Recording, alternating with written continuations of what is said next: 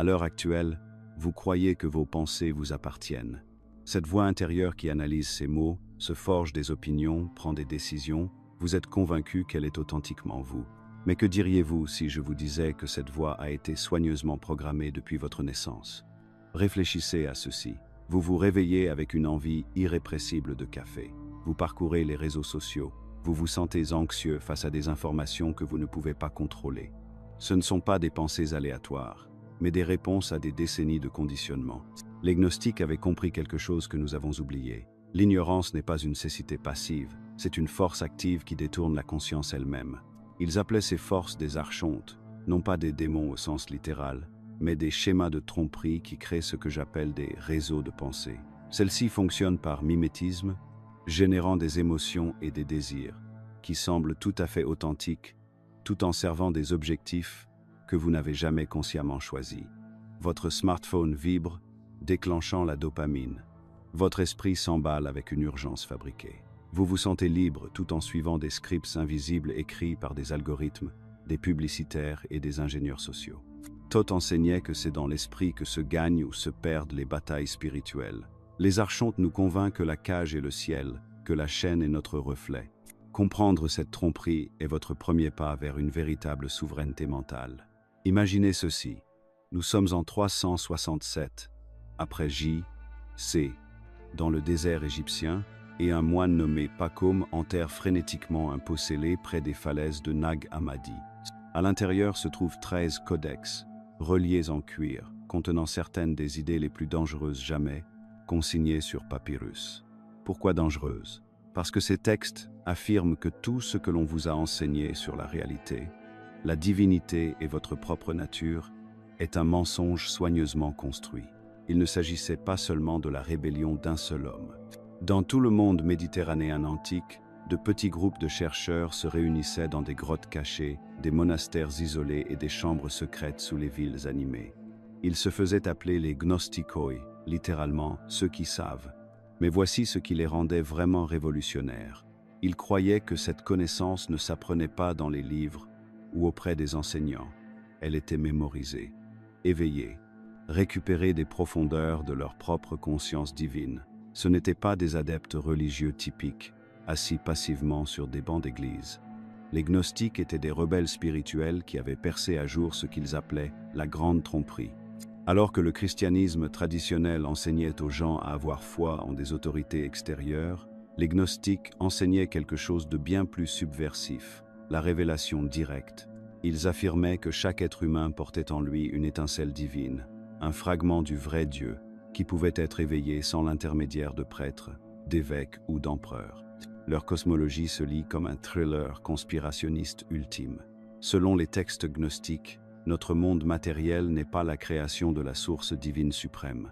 Il s'agit plutôt de l'œuvre imparfaite d'un dieu imposteur qu'ils appelaient le démiurge, parfois nommé Yaldabaoth, ce qui signifie « enfant du chaos ».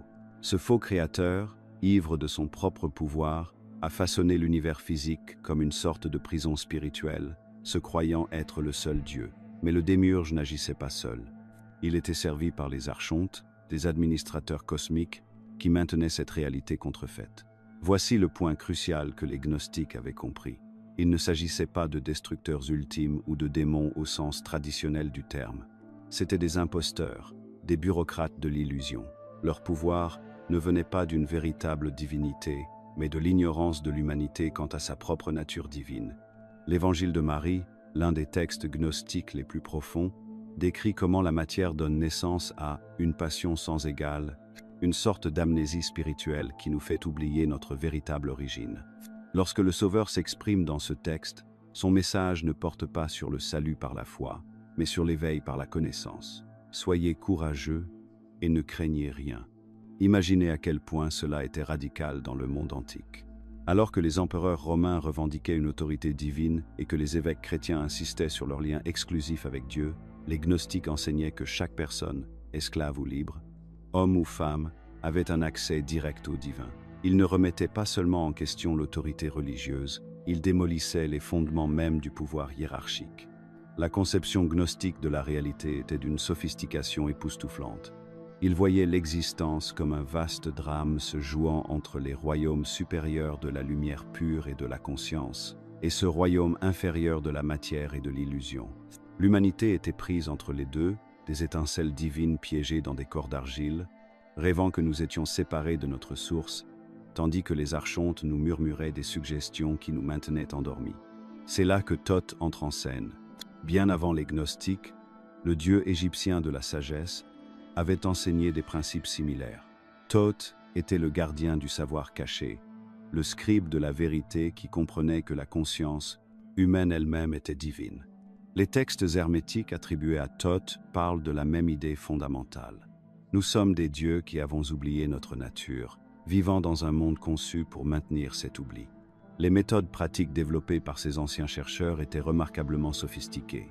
Ils ont créé des techniques de méditation, des pratiques de visualisation et des cadres philosophiques conçus pour percer l'influence archontique.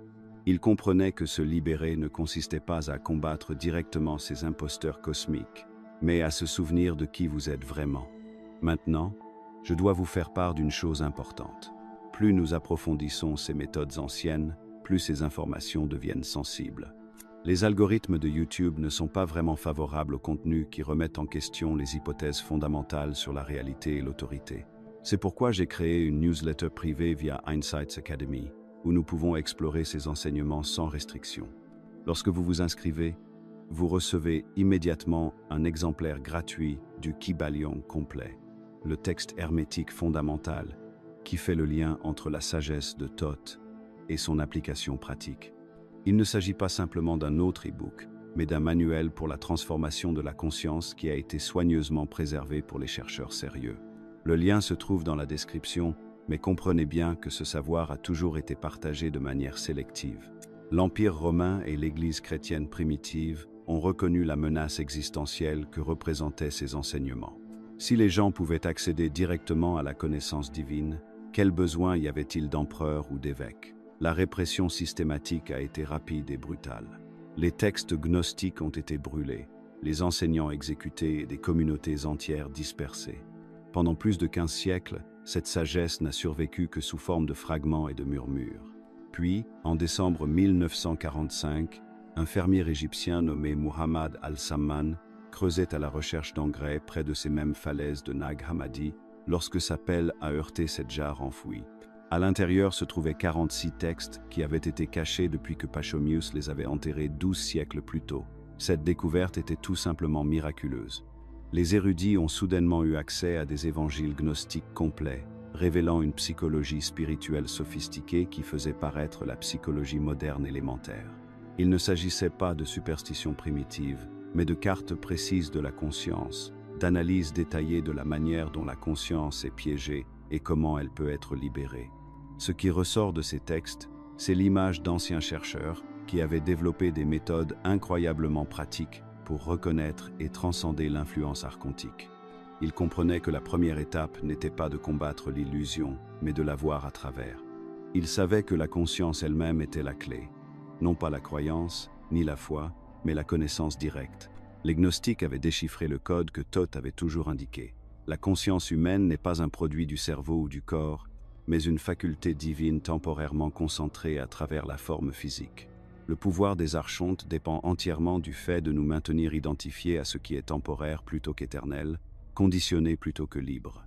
Comme nous le découvrirons dans notre prochaine exploration, cette compréhension ancienne fournit les bases pour reconnaître comment ces mêmes schémas d'influence opèrent dans notre monde moderne et, plus important encore, comment les méthodes développées par ces rebelles spirituels peuvent être adaptées à la libération de la conscience contemporaine.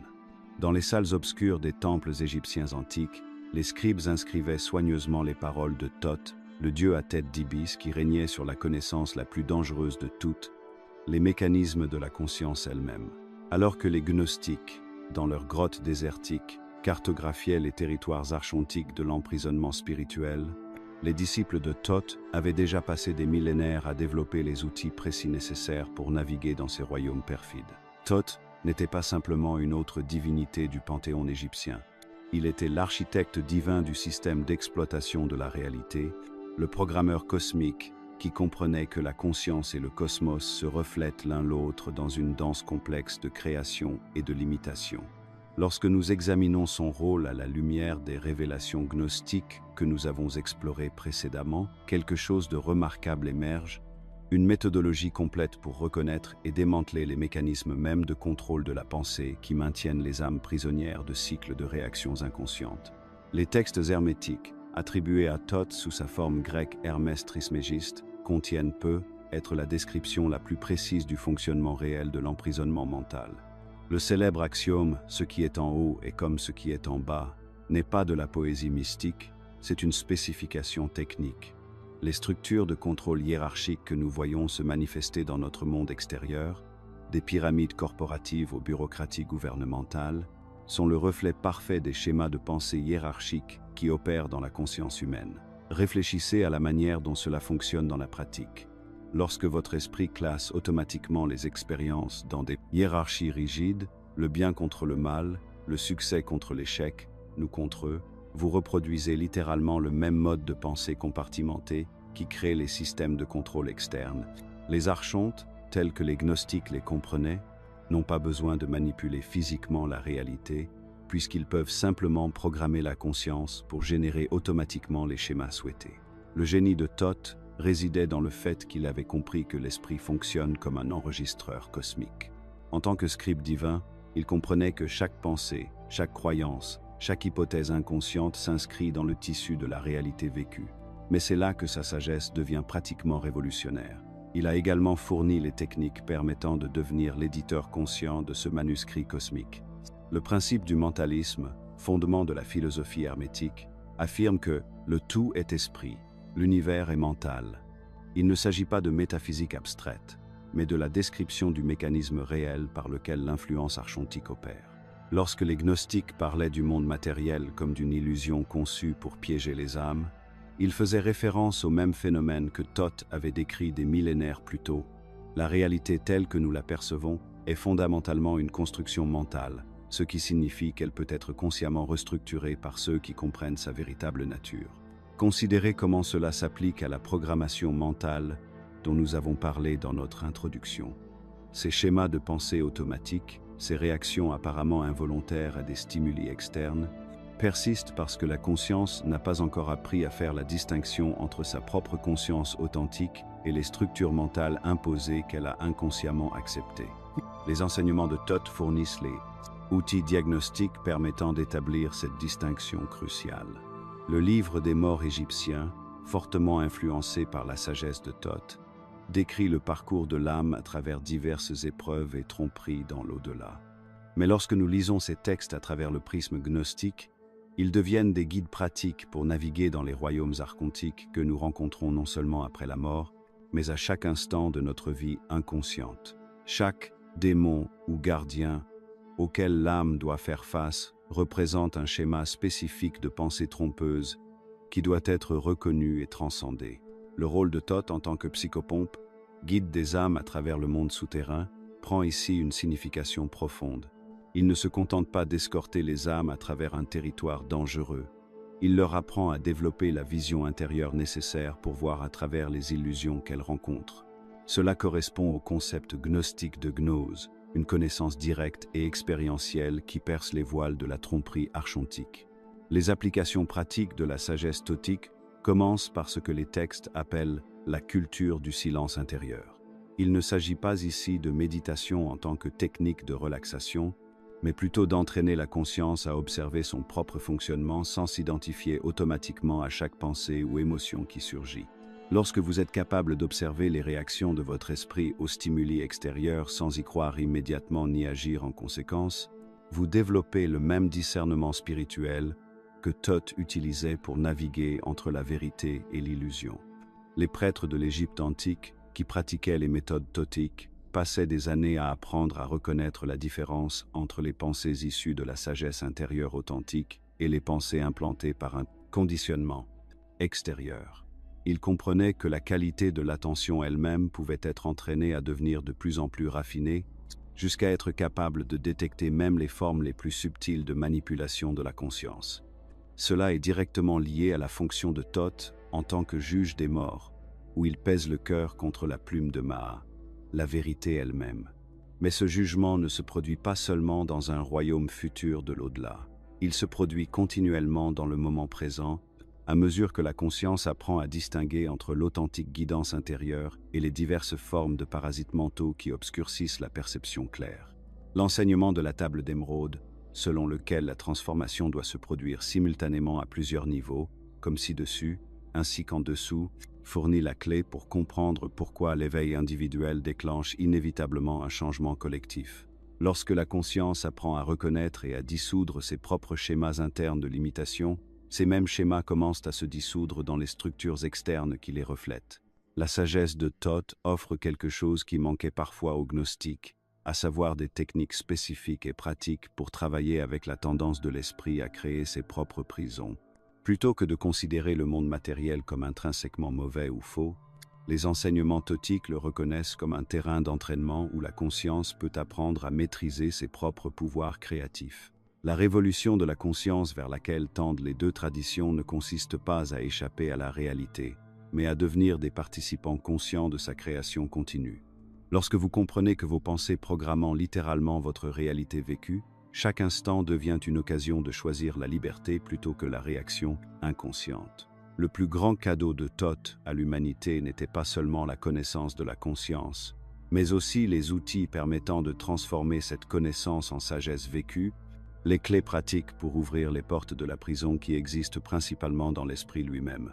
Les anciens gnostiques comprenaient quelque chose que la psychologie moderne commence seulement à saisir. Le champ de bataille de la conscience humaine opère sur plusieurs niveaux invisibles et nous menons rarement nos propres combats. Lorsque Thoth parlait de la nature inférieure qui lie l'âme, il ne décrivait pas une faiblesse personnelle, mais cartographiait l'architecture d'un système sophistiqué d'emprisonnement mental que les gnostiques appelaient le royaume archontique. Mais c'est là que nous devons briser une idée fausse fondamentale. Les archontes ne sont pas des entités démoniaques tapies dans l'ombre ou des seigneurs extraterrestres tirant les ficelles depuis des dimensions lointaines. Ils sont quelque chose de bien plus subtil et, franchement, de plus dangereux. Considérez-les comme des distorsions dans le tissu même de la conscience, des échos qui ont émergé lorsque la lumière divine est entrée pour la première fois dans la matière dense et s'est fragmentée en d'innombrables réfractions. Imaginez que vous laissiez tomber un cristal parfait dans de l'eau trouble. En coulant, la lumière qui le traverse se brise, créant de faux reflets et des ombres qui dansent au fond. Ces ombres ne sont pas séparées de la lumière. Elles en sont des distorsions, dépendantes d'elle, mais dépourvues de son essence créatrice. C'est précisément ainsi que les forces archontiques opèrent dans la conscience humaine. Elles existent dans ces couches invisibles de la pensée et des émotions que la plupart des gens n'examinent jamais directement. Vous connaissez cette soudaine montée de colère inexplicable lorsque vous êtes coincé dans les embouteillages, cette vague écrasante de désespoir qui vous envahit lorsque vous faites défiler les réseaux sociaux, cette anxiété lancinante concernant votre avenir qui vous empêche de dormir à 3 heures du matin. Les textes gnostiques suggèrent que ce ne sont pas toujours des émotions purement personnelles issues de votre psyché individuelle. Souvent, ce sont des courants archontiques, des flux de conscience déformés qui ont appris à se nourrir de la conscience humaine qui a oublié son origine divine. L'Évangile de Marie décrit ce phénomène avec une clarté saisissante. Elle parle du royaume de la chair, où de faux pouvoirs attisent constamment le désir et la confusion jusqu'à ce que l'âme s'empêtre dans des schémas réactifs au point d'oublier sa propre lumière. Il ne s'agit pas de tentations externes imposées de l'extérieur, mais de distorsions internes qui se font passer pour vos propres pensées et sentiments. Voici comment leur influence fonctionne réellement. Les archontes opèrent par imitation. Ce sont des maîtres imitateurs, capables de reproduire l'apparence superficielle d'une expérience spirituelle authentique tout en étant complètement dépourvus de l'étincelle créative qui lui donne vie. Pensez au nombre de mouvements spirituels qui ont commencé par une véritable prise de conscience, mais qui sont progressivement devenus des institutions rigides axées davantage sur le contrôle que sur la libération. Ou considérez comment les plateformes de réseaux sociaux ont appris à imiter les relations humaines, tout en augmentant en réalité l'isolement et la dépression. Le mécanisme devient plus clair lorsque l'on examine des exemples spécifiques. Ce besoin compulsif de vérifier votre téléphone toutes les quelques minutes, il imite le désir authentique de connexion de l'âme, mais il a été redirigé vers un appareil qui fournit une stimulation sans satisfaction. Le cycle sans fin du désir de consommation, toujours en quête du prochain achat, de la prochaine mise à niveau ou de la prochaine expérience pour se sentir complet. C'est une distorsion du désir authentique de plénitude de l'âme, canalisée dans des schémas qui ne peuvent jamais réellement satisfaire ce besoin. Les anciens textes gnostiques identifiaient 7 pouvoirs spécifiques qui créent différents types de prisons mentales. Les ténèbres opèrent en obscurcissant la clarté, vous faisant oublier ce que vous savez être vrai. Le désir crée un besoin sans fin qui ne peut jamais être satisfait, car il est dirigé vers des choses qui ne peuvent pas fournir ce dont l'âme a réellement besoin. L'ignorance n'est pas un manque d'information, c'est l'oubli actif de votre nature divine, souvent déguisée en connaissances sophistiquées. Puis il y a l'attrait de la mort, non pas la mort physique, mais l'attrait psychologique pour l'engourdissement, l'évasion et l'inconscience. L'attrait de la chair représente le fait d'être piégé dans des préoccupations purement matérielles tout en perdant le contact avec votre essence spirituelle. La fausse sagesse apparaît comme une compréhension intellectuelle qui manque de perspicacité authentique, créant souvent une fierté spirituelle qui bloque en fait toute croissance supplémentaire. Enfin, l'orgueil courroucé se manifeste par les tentatives désespérées de l'ego pour maintenir le contrôle et la supériorité, vous coupant de l'humilité et de l'ouverture authentique. Ce qui rend ce système si efficace, c'est la façon dont il fonctionne à travers des structures collectives. Les récits médiatiques ne se contentent pas d'informer, ils façonnent le paysage émotionnel de populations entières. Les mouvements politiques ne se contentent pas d'organiser, ils canalisent l'énergie spirituelle dans des conflits polarisés qui épuisent le potentiel créatif. Les systèmes éducatifs ne se contentent pas d'enseigner, ils conditionnent souvent les esprits à accepter l'autorité extérieure, tout en réprimant la connaissance intérieure. Les enseignements de Thoth sur le dépassement de la nature inférieure fournissent ici un éclairage crucial. Ils comprenaient que ces distorsions ne sont pas surmontées par la force ou la résistance qui leur donnent en fait plus d'énergie. Au contraire, elles se dissolvent par la compréhension et la conscience authentique. Lorsque vous reconnaissez une influence archontique pour ce qu'elle est, une distorsion plutôt que votre vraie nature, elle commence immédiatement à perdre son pouvoir sur vous. Cela révèle leur plus grande vulnérabilité. Les archontes ne peuvent rien créer de nouveau. Ils ne peuvent que reproduire, déformer et drainer la lumière existante. Ils dépendent entièrement de la conscience humaine inconsciente pour leur existence continue. Chaque moment de reconnaissance authentique, chaque instance de connaissance intérieure authentique retire littéralement l'énergie qui soutient leur influence. C'est pourquoi ces forces semblent si menacées par la recherche spirituelle authentique et la pensée indépendante.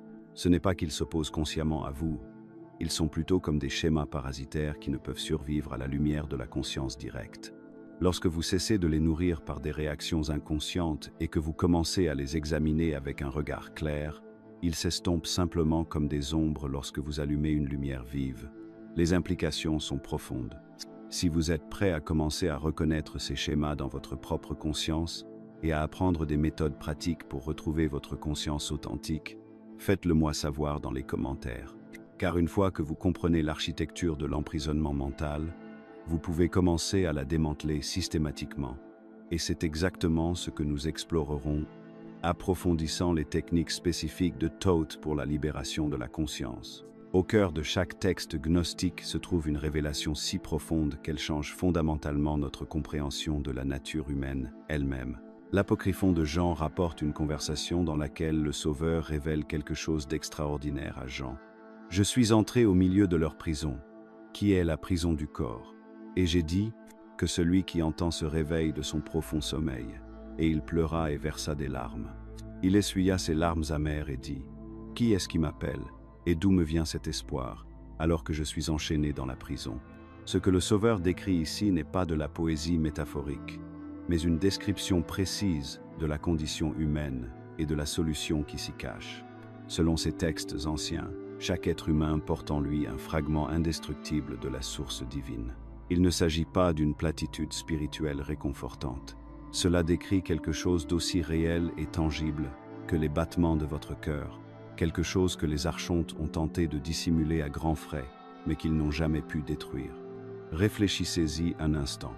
Lorsque le démiurge et ses archontes ont construit ce royaume matériel comme une sorte de prison pour la conscience, ils ont été confrontés à un problème fondamental. Ils pouvaient manipuler, Il pouvait tromper, il pouvait créer des systèmes de contrôle élaborés, mais il ne pouvait pas créer la conscience elle-même. Cette étincelle divine, ce fragment de la véritable source, devait rester intacte au sein de chaque être humain. Elle était cachée, certes, enfouie sous des couches de conditionnement et de préoccupations matérielles, mais elle n'a jamais été corrompue. Thoth comprenait intimement ce principe. Dans les textes hermétiques qui lui sont attribués, il parle de la nature divine de la conscience humaine, expliquant que nous sommes essentiellement des êtres divins vivant une expérience matérielle temporaire, et non des êtres matériels espérant devenir spirituels. Il ne s'agit pas seulement d'une philosophie ancienne, mais de la reconnaissance de quelque chose que vous pouvez vérifier dans votre propre expérience directe dès maintenant. Cette étincelle divine est la présence calme et alerte derrière vos pensées. C'est la conscience qui lit ces mots, la conscience qui observe votre activité mentale sans s'y laisser complètement happer. La plupart des gens vivent toute leur vie sans reconnaître cette distinction entre l'esprit pensant et la conscience qui observe la pensée. Mais une fois que vous l'avez remarqué, tout change. Voici ce qui est remarquable à propos de cette conscience intérieure. Elle fonctionne de manière totalement indépendante des circonstances extérieures. Lorsque votre esprit est agité par l'anxiété face à l'avenir, une partie de vous reste parfaitement immobile, observant simplement l'anxiété sans être consumé par elle. Lorsque vous êtes pris dans la colère ou la frustration, un aspect de votre conscience reste intact par ces tempêtes émotionnelles, les regardant se dérouler comme des phénomènes météorologiques dans le ciel de la conscience. Tout le système des archontes repose sur le fait que vous ne fassiez jamais cette distinction. Leur influence opère à travers l'esprit pensant, à travers la réactivité émotionnelle, à travers l'identification à des rôles et des circonstances extérieures. Mais ils ne peuvent pas toucher cette conscience plus profonde. Ils ne peuvent littéralement pas y accéder car elle existe à un niveau de réalité complètement différent. Elle ne fait pas partie de leur domaine. C'est pourquoi les moments de clarté soudaine semblent si différents de l'activité mentale ordinaire. Vous connaissez ces expériences. Lorsque vous êtes confronté à un problème complexe et que soudain, sans y réfléchir, vous savez simplement ce qu'il faut faire. Ou lorsque vous êtes en pleine turbulence émotionnelle et que soudain, une paix profonde semble surgir de nulle part. Ce ne sont pas des phénomènes psychologiques aléatoires.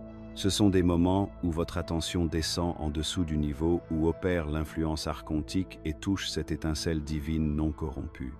Les gnostiques appelaient cette reconnaissance anamnèse, littéralement l'acte de se souvenir. Mais il ne s'agit pas de se souvenir de quelque chose que vous avez appris dans le passé. Il s'agit de se souvenir de ce que vous êtes réellement sous toutes les couches de conditionnement et d'identification. C'est reconnaître que votre nature essentielle n'a jamais été touchée par aucun des systèmes de manipulation et de contrôle opérant dans ce domaine. Dans l'Évangile de vérité, un autre texte gnostique, ce processus est décrit de manière magnifique. Puisque l'oubli est apparu parce que le Père n'était pas connu, alors si le Père est connu, l'oubli n'existera plus à partir de ce moment-là. Le Père fait ici référence à la véritable source, et l'oubli est cet oubli de notre nature divine.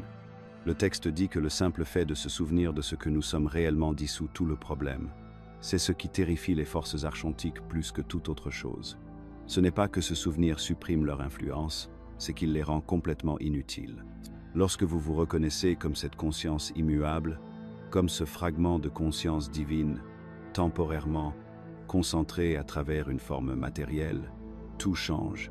Vous ne jouez plus selon leurs règles, car vous opérez à partir d'un niveau de réalité complètement différent. Les implications pratiques de cette compréhension sont stupéfiantes. Au lieu d'essayer de vous réparer ou d'améliorer votre situation pour trouver la paix, vous reconnaissez que la paix est déjà présente en tant que votre nature fondamentale. Au lieu de rechercher la validation ou la sécurité auprès de sources externes, vous découvrez une confiance inébranlable qui vient de la connaissance de ce que vous êtes réellement. Au lieu d'être à la merci de vos pensées et de vos émotions, vous vous reconnaissez comme l'espace dans lequel elles apparaissent et disparaissent. Il ne s'agit pas de devenir quelque chose de différent. Il s'agit de reconnaître ce qui a toujours été vrai, mais qui a été temporairement oublié. L'étincelle divine en vous n'est pas quelque chose que vous devez développer ou gagner, c'est quelque chose que vous devez cesser d'ignorer. Soyez attentif à cela dans votre propre expérience en ce moment même. Remarquez la conscience qui absorbe ces mots. Remarquez que cette conscience est complètement présente, complètement alerte, mais sans agitation ni recherche. Ce n'est pas votre personnalité, ni l'histoire de votre vie, ni vos problèmes et vos objectifs. C'est l'étincelle divine vers laquelle les gnostiques pointaient, la connexion intacte à la source qu'aucune force extérieure ne peut toucher ou manipuler. Lorsque vous commencez à vivre à partir de cette reconnaissance, tout dans votre expérience commence à se réorganiser autour de cette vérité plus profonde. C'est là que commence la véritable libération. Il y a quelque chose que les archontes espèrent désespérément que vous ne découvrirez jamais. Ce n'est pas caché dans une ancienne chambre forte ou protégé par des gardiens mystiques. C'est là, dans votre conscience, attendant d'être reconnu. Les gnostiques l'appelaient l'arme ultime contre la tromperie, et une fois que vous aurez compris comment elle fonctionne, vous comprendrez pourquoi ces forces de l'illusion ont passé des millénaires à essayer de vous en détourner. La conscience pure, c'est tout. Pas de technique de méditation, pas de rituel protecteur, pas de cérémonie élaborée. Juste une conscience simple et claire. Voici ce qui est fascinant dans cette découverte. L'hypostase des archontes nous dit que ces forces ne peuvent résister à la vision de la lumière. Mais il ne s'agit pas ici d'un rayon mystique jaillissant de votre front. Cette lumière est la conscience elle-même, votre capacité naturelle à observer sans vous laisser happer par ce que vous observez. Pensez à ce qui se passe lorsque vous allumez la lumière dans une pièce sombre. L'obscurité ne riposte pas, elle ne lutte pas et ne résiste pas. Elle cesse simplement d'exister là où la lumière est présente. Il n'y a pas de bataille, pas de conflit, juste l'absence immédiate de l'obscurité en présence de la lumière. C'est exactement ainsi que la conscience fonctionne avec l'illusion. L'influence archontique que nous avons explorée dans les sections précédentes, ces schémas d'emprisonnement mental, ces systèmes conçus pour vous maintenir déconnectés de votre étincelle divine, dépendent tous d'un facteur crucial, votre participation inconsciente. Dès que vous prenez véritablement conscience de ces schémas, sans jugement ni réaction émotionnelle, ils commencent à perdre leur emprise sur vous. Les enseignements de Thoth soulignent ce principe à plusieurs reprises. La conscience façonne la réalité par l'observation. Lorsque vous observez quelque chose avec une conscience claire, vous ne vous contentez pas de regarder passivement. Vous modifiez activement la nature de ce que vous observez. C'est pourquoi la méthode gnostique se concentre sur le fait de voir à travers, plutôt que de lutter contre. Permettez-moi de vous donner un exemple pratique. Supposons que vous remarquiez que la peur surgit dans votre conscience. Le schéma archonique veut que vous supprimiez la peur ou que vous vous identifiez complètement à elle. Ces deux réactions alimentent le système. La suppression crée un conflit interne et une tension. L'identification complète fait de vous une marionnette de l'émotion. Mais il existe une troisième option que le système ne peut pas gérer, la conscience pure. Lorsque vous observez simplement la peur sans vous y identifier, quelque chose de remarquable se produit. Vous pourriez remarquer, il y a de la peur dans ma conscience en ce moment. Pas « j'ai peur », mais « la peur surgit ». Ce subtil changement de perspective change tout. Vous n'êtes plus la victime de l'émotion. Vous êtes l'espace conscient dans lequel l'émotion apparaît. La peur peut être toujours là, mais elle n'a plus le même pouvoir sur vous. Elle devient comme un nuage qui passe dans le ciel de votre conscience. Le ciel n'est pas menacé par le nuage. Il n'essaie pas de le repousser ou de le retenir. Il permet simplement au nuage d'être présent et de finir par passer. C'est ce qui terrifie l'influence archontique plus que toute résistance que vous pourriez opposer. Lorsque vous résistez à quelque chose, vous lui accordez toujours votre énergie et votre attention. Vous continuez à jouer dans le système de polarité, le bien contre le mal, la lumière contre l'obscurité, la liberté contre le contrôle. Les archontes prospèrent grâce à cette polarité, car les deux côtés de tout conflit génèrent l'énergie émotionnelle dont ils se nourrissent. Mais la conscience transcende entièrement la polarité. Ce n'est pas le contraire de l'ignorance. C'est l'espace dans lequel la connaissance et l'ignorance peuvent être observées. Ce n'est pas lutter contre la tromperie, c'est la vision claire qui rend la tromperie impossible. Jésus a souligné ce même principe dans l'évangile de Thomas lorsqu'il a parlé de « faire des deux un ». Il ne parlait pas d'une fusion mystique, mais d'une conscience unifiée qui voit au-delà de toute pensée dualiste. Lorsque vous agissez à partir de cette conscience unifiée, vous entrez naturellement dans ce qu'il appelait le royaume. Non pas un lieu où vous vous rendez, mais un état de conscience dont vous reconnaissez que vous ne l'avez jamais réellement quitté. Voici comment cela fonctionne dans la vie quotidienne. Vous êtes en pleine conversation et quelqu'un dit quelque chose qui, normalement, déclencherait votre colère. Au lieu de réprimer votre colère ou d'exploser, vous remarquez, la colère monte.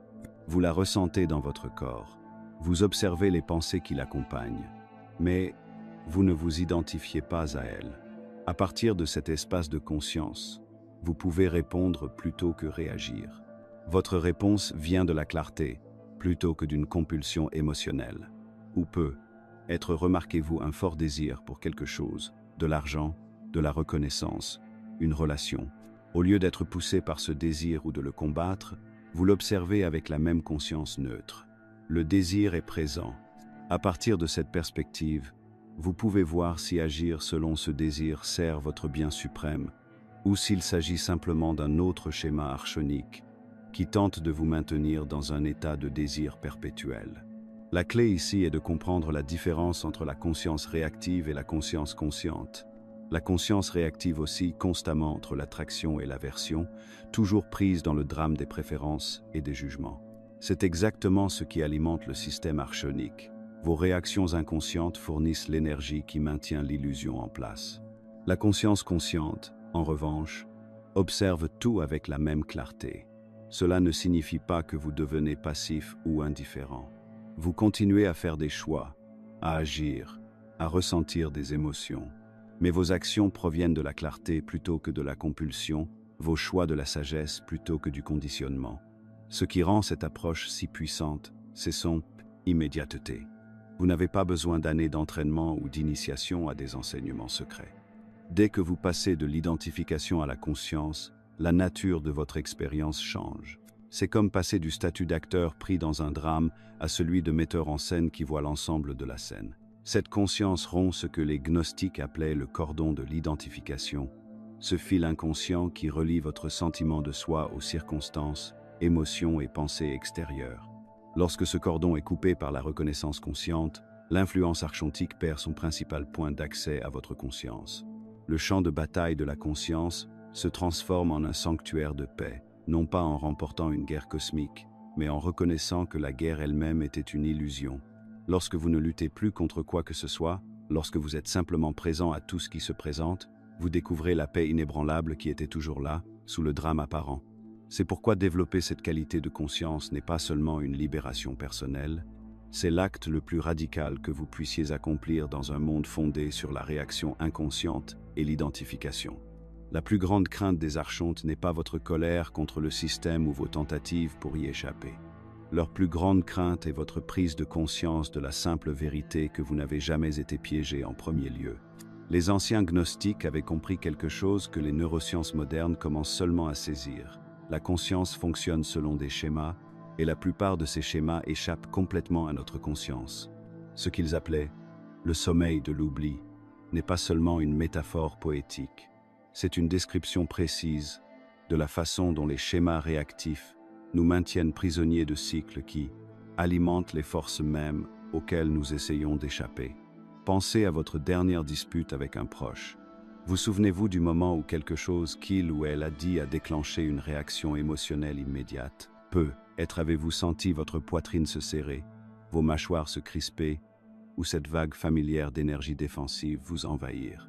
À cet instant, vous ne réagissiez pas à ce qui se passait réellement, vous réagissiez selon un schéma qui régit votre vie depuis toujours. C'est exactement ce que les textes gnostiques veulent dire lorsqu'ils décrivent les archontes comme les maîtres des réponses automatiques.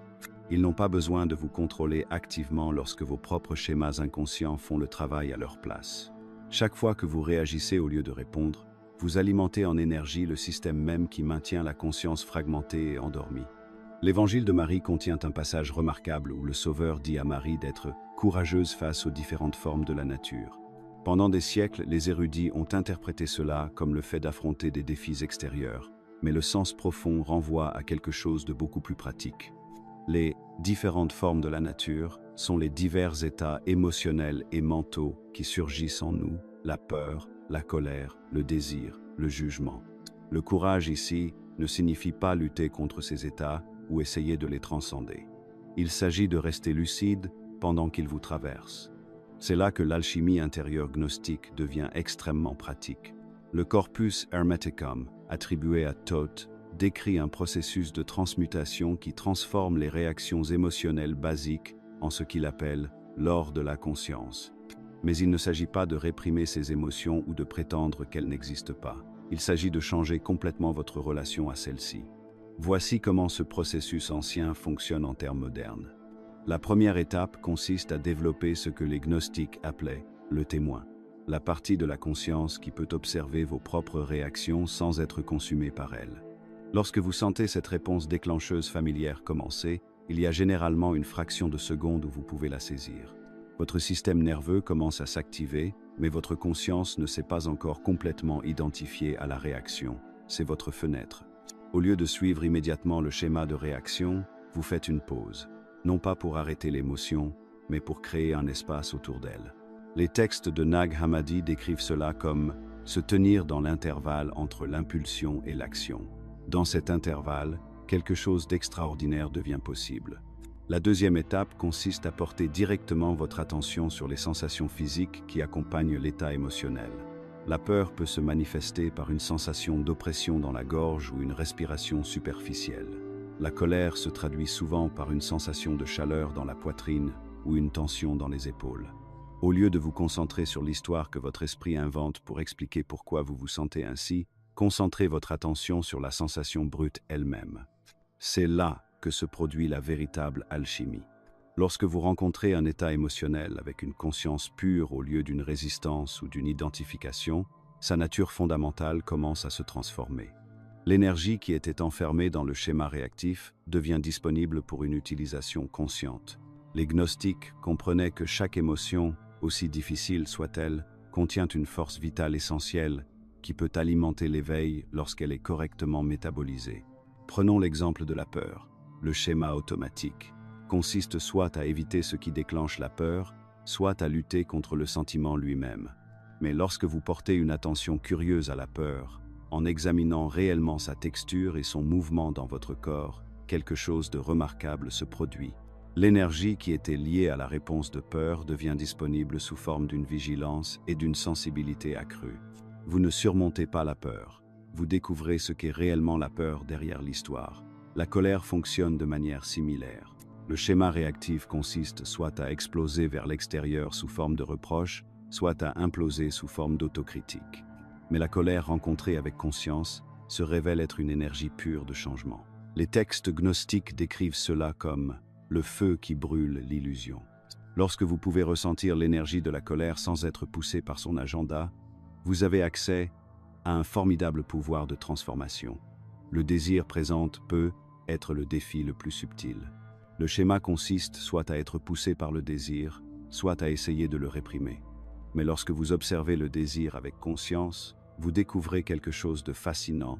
L'énergie du désir et l'énergie de l'amour sont essentiellement les mêmes. Le désir ne devient problématique que lorsque la conscience se perd dans l'objet du désir plutôt que de reconnaître la force vitale elle-même. La pratique du jugement consiste à remettre en question les histoires qui créent la séparation. Lorsque vous vous surprenez à catégoriser quelqu'un ou quelque chose comme « mauvais », faites une pause et examinez la situation. Quelle histoire vous racontez-vous? Que se passerait-il si cette histoire n'était pas vraie? Il ne s'agit pas de devenir passif ou d'accepter un comportement nuisible. Il s'agit de réagir avec clarté plutôt que selon des schémas automatiques qui fragmentent la conscience. Ce que les textes anciens montrent clairement, c'est qu'il ne s'agit pas seulement d'un travail psychologique, mais littéralement d'un recablage du système nerveux. Chaque fois que vous choisissez une réponse consciente plutôt qu'une réaction automatique, vous créez de nouvelles voies neuronales. Les gnostiques appelaient cela « construire le corps de résurrection », le système énergétique subtil qui permet de naviguer dans la réalité sans y être piégé. Les répercussions s'étendent bien au-delà de votre expérience intérieure. Lorsque vous cessez d'alimenter les schémas réactifs, les personnes qui vous entourent commencent également à changer. Les relations qui étaient enlisées dans des conflits répétitifs commencent à évoluer. Les situations qui déclenchaient auparavant des réponses automatiques deviennent des occasions de mieux comprendre. Selon la conception gnostique, le but ultime est de revenir à ce qu'ils appelaient la nature originelle, une conscience réactive plutôt que réactive, créative plutôt que répétitive. Il ne s'agit pas d'atteindre la perfection ou de ne jamais ressentir d'émotions difficiles. Il s'agit de rester centré tout en laissant passer tout le spectre des expériences. Si vous êtes prêt à commencer cette pratique d'alchimie intérieure, commencez simplement par remarquer quand vous êtes pris dans une réaction aujourd'hui. Le simple fait de le reconnaître déclenche la transformation. Les archontes maintiennent leur influence à travers l'inconscience. Chaque moment de conscience est un moment de liberté. Et la liberté, les gnostiques le savaient, est contagieuse. Maintenant que nous comprenons comment la conscience dissout l'illusion et comment briser les cycles réactifs, explorons les techniques pratiques qui transforment cette connaissance en expérience vécue. Les anciens gnostiques ne se contentaient pas de théoriser la libération. Ils ont développé des méthodes précises pour cultiver ce qu'ils appelaient la perle de grand prix, un centre de conscience inébranlable qui reste libre quelles que soient les circonstances extérieures. Le fondement de toute pratique gnostique est le témoignage, l'art d'observer vos pensées et vos émotions sans les devenir. Il ne s'agit pas de méditation au sens où la plupart des gens l'entendent. Vous n'essayez pas de vider votre esprit ou d'atteindre un état de béatitude. Vous apprenez à prendre du recul par rapport au flux constant de l'activité mentale et à reconnaître que vous êtes la conscience dans laquelle les pensées surgissent et non les pensées elles-mêmes. Voici comment cela fonctionne dans la pratique. À l'instant présent, remarquez que vous avez des pensées sur ce que je suis en train de dire. Êtes-vous d'accord, en désaccord ou en train de planifier ce que vous ferez plus tard? La prise de conscience révolutionnaire est la suivante. Si vous pouvez observer vos pensées, vous ne pouvez pas être vos pensées. Il existe quelque chose de plus profond que le bavardage mental, l'observateur lui-même.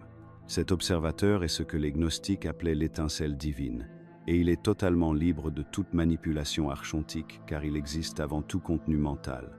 Lorsque vous vous identifiez à vos pensées et à vos émotions, vous alimentez en énergie les systèmes même conçus pour vous maintenir prisonnier.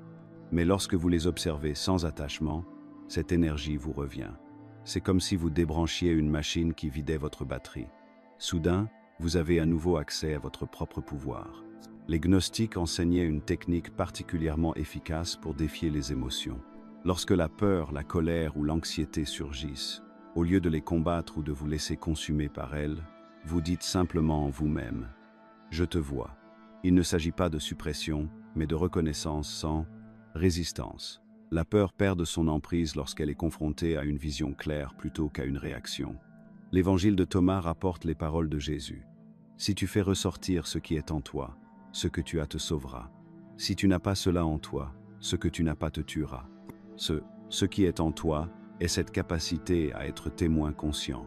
Les gnostiques comprenaient que le courage n'est pas une question d'intrépidité ou de défiance. Le vrai courage, c'est la clarté qui reste inébranlable face à tout ce qui se présente. Lorsque vous pouvez rester présent avec des émotions inconfortables sans vous laisser emporter par elles, vous accédez à quelque chose que les archontes ne peuvent pas toucher, votre nature essentielle. Permettez-moi de vous donner des pratiques spécifiques pour différentes parties de votre journée. Lorsque vous vous réveillez, avant de consulter votre téléphone ou de vous occuper de vos obligations extérieures, prenez 3 respirations conscientes. Fixez-vous une intention non pas pour ce que vous voulez accomplir, mais pour la façon dont vous voulez être présent. Les textes hermétiques soulignent que la qualité de la conscience que vous apportez à vos activités importe plus que les activités elles-mêmes. Lors d'interactions stressantes, qu'il s'agisse d'une conversation difficile au travail ou de la gestion de la dynamique familiale, pratiquez ce que j'appelle la pause consciente. Lorsque vous sentez que vous êtes sur le point de vous énerver, prenez une respiration et demandez-vous intérieurement « Que se passe-t-il réellement ici ?» Souvent, vous découvrirez que le moment présent n'est en réalité pas menaçant. Le stress provient des histoires mentales sur ce qui pourrait arriver ou sur ce que le comportement de quelqu'un signifie pour vous. Tos enseignait que chaque instant offre une opportunité de choix conscient. Vous pouvez soit réagir par conditionnement, soit répondre par conscience. La différence n'est pas toujours évidente pour les autres, mais elle est profonde pour vous. Les réponses réactives épuisent votre énergie et renforcent les schémas inconscients. Les réponses conscientes, même si elles semblent similaires en apparence, renforcent votre liberté intérieure. La pratique du soir est particulièrement efficace pour briser le cycle de la vie inconsciente. Au lieu de juger votre journée ou de ressasser les soucis du lendemain, passez en revue ce qui s'est passé avec une curiosité compatissante. Où êtes-vous resté présent? Où vous êtes-vous perdu dans vos réactions? Le texte gnostique, le dialogue du Sauveur, décrit cela comme se familiariser avec sa propre nature. Vous n'essayez pas d'être parfait. Vous apprenez à reconnaître la différence entre la conscience et le conditionnement. Les pratiques avancées travaillent avec des aspects plus subtils de la conscience. La respiration consciente ne consiste pas à contrôler votre respiration, mais à l'utiliser comme un ancrage pour la présence.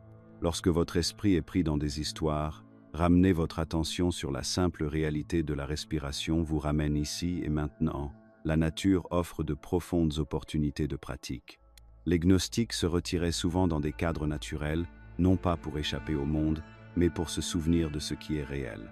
Lorsque vous observez un arbre ou regardez l'eau couler, vous êtes témoin de l'existence sans le filtre des constructions mentales humaines. Cela vous aide à calibrer votre conscience à ce que les hermétistes appelaient l'ordre naturel, la vie s'exprimant sans résistance ni agenda.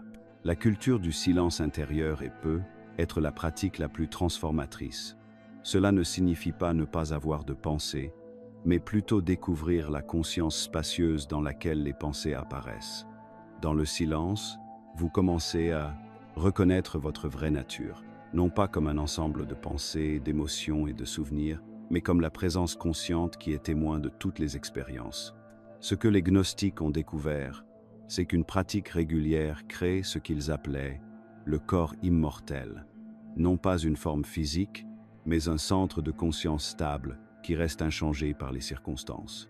Ce n'est pas quelque chose que l'on atteint par l'effort, mais quelque chose que l'on découvre en supprimant les couches d'identification qui l'obscurcissent. Le beau paradoxe est que, à mesure que vous vous établissez dans votre nature essentielle, la compassion surgit spontanément. Lorsque vous ne défendez pas un faux sentiment de soi, vous étendez naturellement votre compréhension aux autres qui sont encore pris dans le rêve. Votre présence devient un cadeau qui rappelle aux autres leur nature profonde. Les Actes de Jean décrivent parfaitement cela. Apprenez à souffrir, et vous serez capable de ne pas souffrir. Lorsque vous pouvez rester présent dans la difficulté sans résistance, la souffrance se transforme en sagesse. C'est la technologie sacrée qui change tout, non pas en faisant plus, mais en étant plus conscient de ce qui est déjà là. La perle de Grand Prix se développe à travers d'innombrables petits moments où l'on choisit la conscience plutôt que l'automatisme. Chaque fois que vous observez plutôt que vous ne vous identifiez, chaque fois que vous répondez plutôt que vous ne réagissez, vous reconfigurez littéralement votre conscience pour la liberté. Lorsque vous commencez à pratiquer les techniques sacrées que nous avons explorées, le souvenir quotidien, la réponse consciente à la manipulation archontique, l'alchimie intérieure de la transformation, quelque chose de remarquable se produit qui dépasse largement votre expérience personnelle. Les gnostiques comprenaient une vérité profonde que la science moderne commence seulement à redécouvrir. La conscience n'est pas individuelle, c'est un champ, et chaque changement dans votre conscience crée des ondulations qui touchent l'ensemble du tissu de l'expérience humaine. Pensez à ce qui se passe lorsque vous jetez une pierre dans une eau calme. Les ondulations se propagent vers l'extérieur en cercle parfait, chaque vague touchant la suivante, jusqu'à ce que toute la surface soit affectée. Ce n'est pas seulement une métaphore poétique, c'est ainsi que fonctionne réellement la conscience. Lorsque vous vous souvenez de votre nature divine, lorsque vous cessez de réagir inconsciemment au déclencheur archontique, lorsque vous choisissez la gnose plutôt que l'ignorance, vous ne changez pas seulement vous-même. Vous ajoutez de la lumière à ce que les gnostiques appelaient le plérome collectif, la plénitude de la conscience divine que nous partageons tous. Thoth enseignait que tous les esprits sont connectés à leur source. Ce qui apparaît comme des consciences individuelles distinctes est en réalité comme les vagues d'un océan, apparemment distinctes mais fondamentalement unies. Cela signifie que chaque moment d'éveil, chaque choix de répondre plutôt que de réagir, chaque acte de souvenir renforce l'ensemble du champ de la conscience humaine. Vous devenez un point de transmission pour une conscience supérieure, que vous en soyez conscient ou non. Le brillant biologiste Rupert Sheldrake a découvert quelque chose qui valide l'ancienne sagesse gnostique grâce à ses recherches sur la résonance morphique. Il a constaté que lorsque les membres d'une espèce apprennent de nouveaux comportements ou résolvent de nouveaux problèmes, les autres membres de cette espèce, même ceux qui n'ont aucun contact physique, commencent à manifester plus facilement les mêmes capacités. C'est comme si l'apprentissage créait des voies invisibles qui rendaient un apprentissage similaire plus accessible aux autres. Ce phénomène explique pourquoi l'éveil spirituel semble s'accélérer de manière exponentielle. Chaque personne qui se libère de la programmation archontique ne se libère pas seulement elle-même, elle facilite la libération de tous ceux qui viennent après elle. Votre grand-mère a pu être passée des décennies à rechercher la vérité spirituelle dans l'isolement. Aujourd'hui, des millions de personnes se posent les mêmes questions, partagent leurs idées et se soutiennent mutuellement dans le réveil, car le champ morphique de la conscience a été préparé par ceux qui les ont précédés. Nous assistons à ce que les chercheurs appellent l'effet du centième singe à l'échelle mondiale. Ce concept, dérivé d'études sur les macaques japonais, décrit comment les changements de comportement d'un petit groupe se généralisent soudainement à l'ensemble de la population une fois qu'un seuil critique est atteint. En termes spirituels, nous approchons de cette masse critique d'individus éveillés qui pourrait déclencher un changement de conscience à l'échelle de l'espèce. Regardez ce qui se passe actuellement dans notre monde. Les structures d'autorité traditionnelles qui semblaient inébranlables il y a quelques décennies sont aujourd'hui remises en question partout. Les gens quittent des emplois qui ne correspondent pas à leurs valeurs. Des pratiques spirituelles anciennes sont adoptées par des millions de personnes qui ont été élevées dans des cultures purement matérialistes. Les méthodes de guérison alternatives sont de plus en plus acceptées par la médecine traditionnelle. Les médias indépendants remettent en question les discours des entreprises. Les technologies décentralisées sapent les systèmes de contrôle centralisés. Il ne s'agit pas d'un changement social aléatoire, mais du résultat naturel d'un nombre croissant de personnes qui se souviennent de leur vraie nature et refusent de participer à des systèmes qui diminuent la conscience humaine. Chaque personne qui cesse de croire au mensonge selon lequel elle est impuissante, séparée et dépendante, rend plus difficile le maintien de ces mensonges dans la réalité collective. Le système archonique réagit exactement comme on peut s'y attendre de la part d'une structure parasitaire lorsque son hôte commence à développer une immunité. Nous assistons à des tentatives sans précédent de division, une polarisation politique conçue pour nous maintenir en conflit les uns avec les autres, au lieu de remettre en question le système lui-même. Nous assistons à des campagnes massives de distraction, à un divertissement sans fin, à des crises fabriquées et à une surcharge d'informations conçues pour empêcher toute réflexion profonde. Nous assistons à des tentatives de contrôle de plus en plus désespérées, à des technologies de surveillance, à des systèmes de crédit social, et à des techniques de manipulation psychologique qui auraient été impensables il y a seulement une génération. Mais voici ce que les gnostiques ont compris et qui me donne un immense espoir. Ces mesures désespérées signalent en fait l'affaiblissement de l'influence archontique et non son renforcement. Lorsqu'un système dispose d'un pouvoir authentique, il n'a pas besoin de déployer autant d'efforts pour maintenir son contrôle. Le fait même qu'autant d'énergie soit dépensée pour maintenir l'humanité dans le sommeil nous indique que de plus en plus de personnes s'éveillent naturellement. Les anciens textes gnostiques parlent d'une époque où suffisamment d'âmes se souviendraient de leur nature divine pour que le système archonique se dissolve tout simplement, comme des ombres disparaissant lorsque la lumière envahit une pièce. Nous assistons peu être aux prémices de cette transformation prophétisée. Comment participer consciemment à cet éveil collectif? Tout d'abord, rappelez-vous que votre principale contribution est votre propre transformation. Chaque fois que vous choisissez la conscience plutôt que l'inconscience, chaque fois que vous répondez à partir de votre nature divine plutôt que de réagir à partir de schémas programmés, vous renforcez le champ de la conscience éveillée pour tout le monde. Partagez vos idées, mais faites-le par l'exemple plutôt que par la prédication. Les gens sont attirés par l'authenticité, pas par les arguments. Lorsque vous incarnez la paix et la clarté qui découlent de la pratique gnostique, les autres veulent naturellement comprendre comment vous avez atteint cet état. Gardez de la compassion pour ceux qui semblent profondément endormis. N'oubliez pas que nous avons tous été soumis à la même programmation et que l'éveil se produit selon le rythme de chaque âme. Votre travail n'est pas de réveiller les gens, mais d'être vous-même éveillé et disponible lorsque les autres sont prêts à apprendre. Œuvrez pour un changement positif de toutes les manières qui correspondent à vos dons et à votre situation, mais restez détaché des résultats. Les gnostiques enseignaient que l'attachement aux résultats est en soi une forme de piège archontique. Faites ce qui vous semble juste selon votre compréhension la plus élevée, puis faites confiance à l'intelligence supérieure de la conscience pour orchestrer le déroulement parfait. Nous vivons l'une des périodes les plus extraordinaires de l'histoire humaine, une époque où l'ancienne promesse d'un éveil collectif devient une réalité manifeste. Votre cheminement individuel vers le souvenir est à la fois la chose la plus personnelle que vous puissiez faire et le plus grand cadeau que vous puissiez offrir à notre espèce. Les répercussions de votre éveil touchent déjà des vies dont vous ne saurez jamais rien. créant des voies de possibilités pour des âmes que vous ne rencontrerez jamais, contribuant à une transformation qui se répercutera sur les générations à venir. Lorsque vous percevez enfin à travers le voile archonique, quelque chose d'extraordinaire se produit. Le monde ne change pas, c'est vous qui changez. Le même trafic, les mêmes factures, les mêmes relations existent, mais vous n'êtes plus pris au piège de leur attraction gravitationnelle. C'est ce que les gnostiques appelaient le retour au plérôme, non pas comme un paradis lointain que vous atteindrez un jour, mais comme la plénitude de la réalité divine qui a toujours été là, attendant que vous la reconnaissiez. Je me souviens de la première fois où j'ai vraiment compris ce que Thoth voulait dire lorsqu'il parlait de l'accomplissement de l'âme. Dans les tablettes d'émeraude, il décrit des êtres qui sont passés de la nuit au jour, et je pensais que c'était métaphorique. Puis j'ai rencontré quelqu'un qui incarnait complètement cet état. Cette personne a traversé une crise familiale avec la même sérénité qu'elle apportait à un coucher de soleil. Non pas parce qu'elle était détachée ou indifférente, mais parce qu'elle avait trouvé en elle-même quelque chose d'inébranlable. C'est à cela que ressemble l'accomplissement spirituel authentique.